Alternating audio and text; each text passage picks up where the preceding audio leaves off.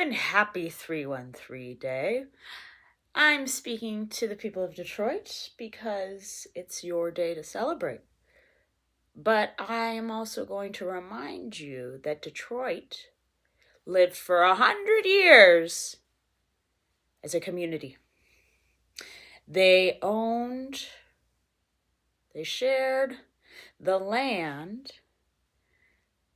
and it was until the Americans came in that communal land was divided up, and that certain enterprisers within our community, within the French Detroit community, actually took control and seized that opportunity.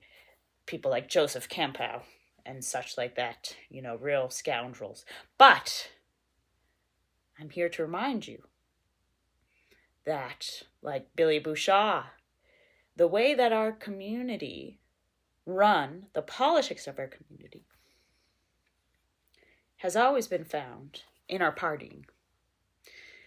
There are records from the beginning, 1701, when Cadillac came over with his 100 soldiers, and all of the Native Americans put to work right away building the fort. They had the ceremony, the religious sermon, but then they partied. Because partying is what we do in this city. The Great Peace of Montreal was signed just that summer before Cadillac and all of the people came over from Montreal. And then later, so Detroit was settled, was created, forged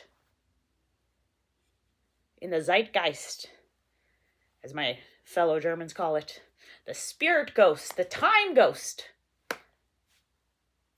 of party, of celebration, of community.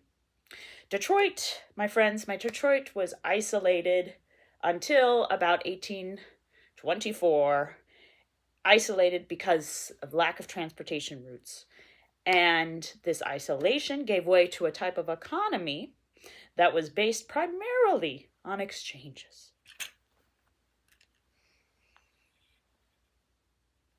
Don't let anyone fool you, especially Ford, that our power comes from exploitation? No. In Detroit is an ecosystem. Detroit is a wetland. Therefore, everyone is equal here. We cannot have celebrities in Detroit. It will throw off the balance. As soon as one starts thinking they're a celebrity, they need to go. Come back, that's fine. But no, you'll come back as an equal. And the reality for that equality is more of a moral thing, but equilibrium is something that is felt in this city. And how do you maintain equilibrium? You need to have social opportunities where you and your community can get together. You need to have action where you actually do something, you work together, and you need to have opportunities to exert pressure. To release pressure, exert pressure. That's how movement is done in this city. And that is how movement has always been done in this city. So many people say, Detroit, boom, bust, boom, bust. No, it's a circle. If it rises and falls and rises again, that just means it's a circle. Right? What are we talking about? Seasons. We don't say that, the fall. Oh no, everything died. Oh, it's winter. Spring, everything's back again. No, just like Peter Charlevoix, a historian who visited Detroit in 1721. What he talked about is in Detroit, in this area, the way that the nature works. So he's talking 1721, only 20 years after the founding of Detroit and Cadillac. He said that in this area, in this land, sometimes something bad happens, and then something good happens right after to make the bad or the good seem even better. Where have you heard that before?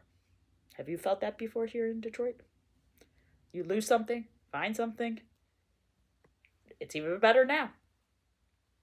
That's been a part of the material conditions that cause us to jostle around together like little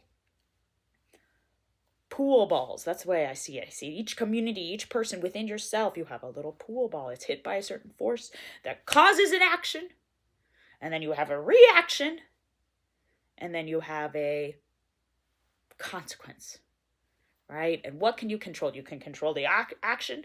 You can't always control the reaction. You cannot control the reaction, but you can control the consequences of your action or the consequences of that reaction.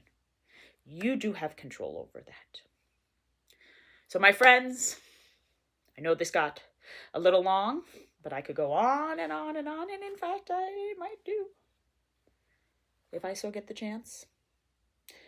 This is about communities in Detroit, and they're important. Well, I guess I should say happy 313 Day, Detroit. Today is your day to celebrate, but on this auspicious day, it is also a time to remind you that in our times we are crying for community. Well, community has existed in Detroit. Detroit existed as a community, communal living, where they shared certain land in our great city for 100 years before the Americans and the British and enterprising members of our community, I will say, like Joseph Campbell, carved it all up. Or why do I say these things? Well, I say them to remind us that if we want to live communally, if we want to escape the prison we find ourselves in, we have to learn how to live and think and act, behave communally. And now tell me, where do we find this communal living? Where do we hear in Detroit's history? From the beginning, 1701 Cadillac came down from Montreal. What was happening in Montreal? In 1701, the great Peace of Montreal. The zeitgeist of the time was celebration. And is from that idea comes Detroit. So my friends, I tell you, Detroit knows how to live communally. From the beginning, 1701 Cadillac, they built the fort, they worked, and then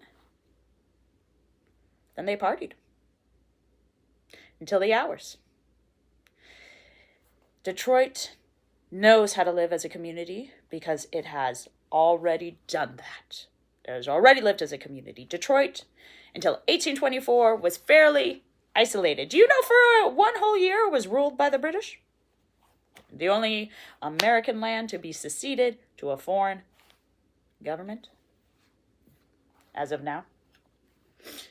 So, Detroit, they know how to live communally. Parties, you can hear parties from the beginning is a part of Detroit's community. And outsiders never really understand it, but they do enjoy it.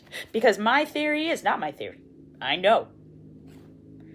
Detroit has had partyism.